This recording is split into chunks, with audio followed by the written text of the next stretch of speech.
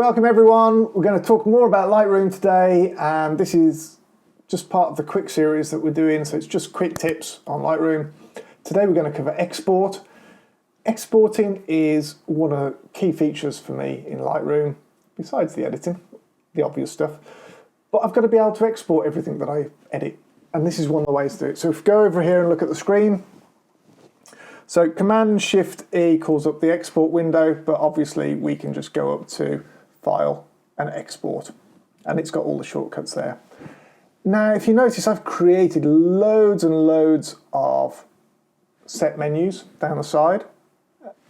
Makes life a lot easier. So I've got stuff for Instagram, I've got stuff for my desktop, I've got stuff for clients, different sizes, I've got stuff for web res, for print res, I've got stuff for TIFFs. You name it, we've got it into there, okay? And that is the beauty of being able to create all this stuff.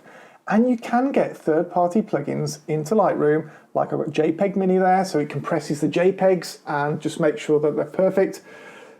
The reason I do that, and this is probably quite a key reason really, but the reason I do that is because people aren't either that clever at doing that because they're not tech savvy, and why should they be at the end of the day? So it gives them the minimum file size. So if they put it straight onto their website, it's not really a big issue. And I tend to give people a web res, which is 2048 by whatever, or I give them a print res in two separate folders. They can easily choose. They know if it's going on the web or email, they'll choose the web res one. Simple as that. The other thing that we do with the JPEG Mini is that, and the other reason is, I tend to have all my metadata, my copyright and stuff like that, embedded in the image.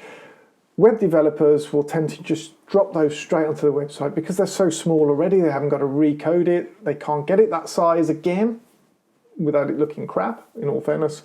So they use that version. My metadata goes with that as well, which is a really big plus point. So let's get into this. Down here, we've got the location of where you wanted to export that. I'm going to leave it as exported at the moment so we can have a look at the files. You can rename it. Although I advise against this, I think you should name the files in the first place before exporting them, because if you ever need to trace back to the file, that's where you need to be able to have the same file name. If it's something totally different like underscore DCS0095, how are you ever going to correlate those two? You're not. So take it easy on yourself, change it first. But there are certain circumstances I might want to do that, for instance. Video is up there because we've not got any video files into this. I don't tend to use Lightroom for video at all. File settings, JPEG, 100%. Now I've got it at 100% because I'm using JPEG Mini, which you'll see in a bit, but you might want to do that. An optimum setting for me is 76. I know I can use 76 and it's basically lossless. There you go, an extra little tip for you. You might want to limit it to a size. If someone's told you it can only be 100K to go on the website, tell it it's 100K. It will make it fit. Simple as that. Image size, I'm resizing this to 2048 by 1024.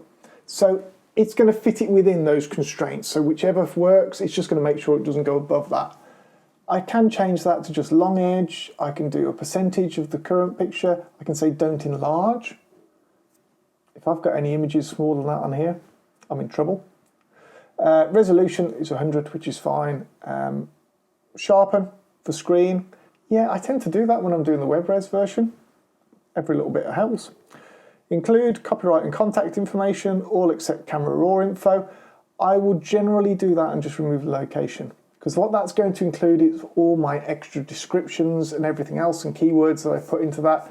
And if you're doing this for your own website, you really should have keywords in your stuff, because that's going to help you. And you want it to help you. That's what it's there for.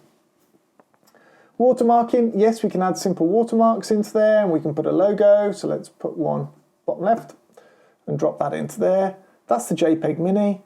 Post-processing, what we're going to do afterwards. Show in Finder, open, etc., etc. Going to do nothing in this case. I could just click export now, and it's just going to go away and do all of those. Other little things that I've got is Lightroom Mography, something like that, which is a little plugin which allows me to do things to that image afterwards. before it goes to disk, it takes that image that Lightroom's given it and then it puts it on a canvas. It can put text on it, it can do all sorts of things. I don't tend to use that so much nowadays, but it's still a valid option for stuff, especially if I need it to be a set size and I don't want to distort the image. So let's export those now. We can see we're exporting 13 files there. Let's go across and you can see them coming out here now. Okay, so you can see there's a few come out already, and you can see there that the file size of that is 1536 by 1024. Because of the aspect ratio, it's just made sure it stayed in within that. So once we like that setting, we can save that. So I can add it into my list here. And I can choose where I want to go. I can have a new folder if I want, so I can create these for the future. And it just saves those settings. If I go into one of these and I want to update anything on here, I can right-click, update with the current settings. So you can always keep them up to date. Now, one of the beauties in the new versions of Lightroom, or for the last several months anyway, we've had these tick boxes. So I can tick, because I do export web res and print res every single time for client work, without fail. So I can tick both of those. They've got all the settings in.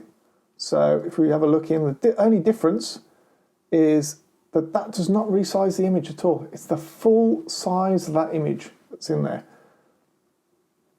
The low res one it's basically web res, 2048 by 1024, fits it into that for me. So if I tick both of those and I do batch export, I'm going to choose a parent folder. So let's go into desktop, exported, and I'm just going to call it batch. Now I'm going to put a subfolder and I'm going to call it print. Oh, this is web. I'm going to call it web res and I'm going to call it print res. Now, bear in mind that this is really restrictive. You can't have spaces in there or special characters, so you've got to use underscores or dashes, whichever you choose. And there you go. So I've got those two folders. I'm going to click export. And if we go back to here, we've now got a folder called batch. Click into there. We've now got two folders called print res and web res. And it's exporting into there, both items. So let's leave that for a few minutes. As you can see now, these are going through, they're starting to come into there. And we got the two different ones. We've got the web res, which is there, and we've got the print res.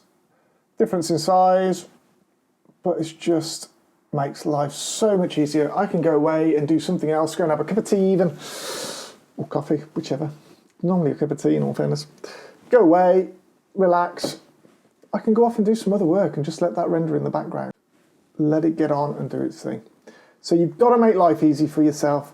The batch export is superb. There are loads of other little trick features in there, but that's just to get you started. And I think it's well worth a look at.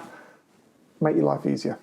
Hope that helped. If it did, thumbs up, really appreciate it. Like and subscribe for any future bits. Hope you enjoyed it.